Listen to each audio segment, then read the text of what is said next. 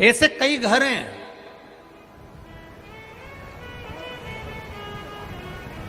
इस भारत की भूमि पर, इस मृत्यु लोक में, पूरे विश्व में ऐसे कई घर हैं जिनके घर में गुजारा करने के भी आफत है।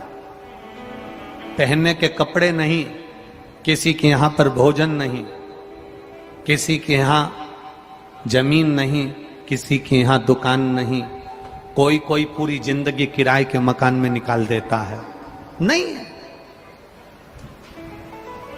मेरा एक निवेदन है, इस कथा को जितने छत्रपति संभाजी नगर के श्रोता भाई बहन श्रवण कर रहे हैं उनसे निवेदन करूंगा, आप हाथ का ठेला लगा रहे हो, सब्जी का ठेला लगा रहे हो, फल का ठेला लगा रहे हो, धक्के की जिंदगी जी रहे हो, दरवाजे पर बैठे हो, कहीं ना कहीं तुम दास्य भाव की जिंदगी जी रहे हो, तकलीफ में जिंदगी जी रहे हो, बहुत दुख की जिंदगी जी रहे हो, बहुत कष्ट की जिंदगी जी रहे हो, उनसे केवल निवेदन करूंगा 3 महीने 2 जगह पर जल चढ़ाना प्रारंभ कर दीजिए। केवल 3 महीने।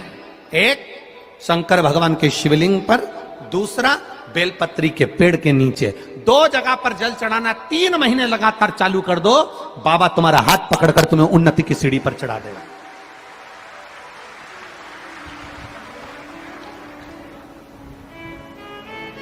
हमें कोई चमत्कार करना नहीं आता और ना हम कोई तंत्र विद्या या मंत्र विद्या जानते हैं, ना हमारे पास में बेल है, ना हमारे पास में भभूति है। हमारे पास में तो केवल शिव का नाम है। आप श्री शिवाय नमस्तुभ्यम बोलो, ओम नमः शिवाय बोलो, नमः शिवाय बोलो, चाहे महामृत्युंजय मंत्र बोलो, उसका स्मरण करते करते भगवान शंकर के शिवलिंग पर जल, और उसी पात्र में जो जल तुमने शंकर जी को चढ़ाया है उसमें से बचा हुआ थोड़ा सा जल बेलपत्री के पेड़ के नीचे चढ़ाना प्रारंभ कर दो। अलग से बेलपत्री के पेड़ के नीचे चढ़ाने के लिए अलग से लोटा भर के जल जरूरत नहीं पड़ेगी। जो तुमने शिव जी को जल चढ़ाया,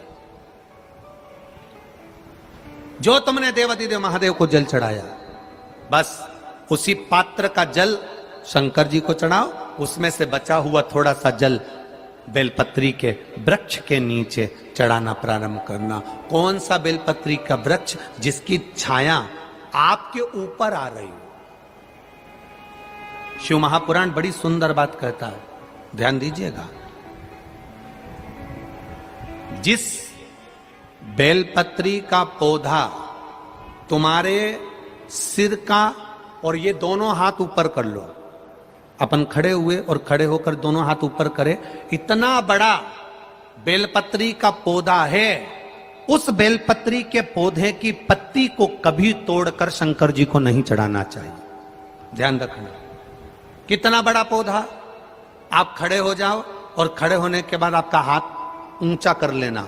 इतना बड़ा पौधा है, उस पौधे की पत्ती बेलपत्री को तोड़कर शंकर भगवान को कभी नहीं चढ़ाना। शंकर भगवान को उस बेलपत्री को, उस वृक्ष की पत्ती को तोड़ना चाहिए जो वृक्ष तुम्हारे हाथ से थोड़ा सा ऊंचा हो, जिसके लिए तुम्हें हाथ और ऊंचा करना पड़ रहा हो। जैसे एक बच्चा अपनी मां की गोद में बैठने के लिए दोनों हाथों से उचकता है, आवाज लगाता है, उचकता है, आवाज लगाता है, हाथ ऊपर करता है, तो मां उस बच्चे को गोदी में ले लेती है। उसी तरह उस बेलपत्री के वृक्ष की पत्ती तोड़ना चाहिए जिसने थोड़ी उन्नति कर ली हो, जो थोड़ा ऊंचा हो गया हो। तुम उसको पाने का प्रयास करो तो भगवान भी तुम्हें अपनी गोदी में ले ले। ऐसे वृक्ष की पत्ती तोड़। अब तुम छोटा सा पौधा, बिल्कुल जरा सा पौधा, उसी की पत्ती तोड़कर महादेव को चढ़ाओगे, ये श्रेष्ठता नहीं है।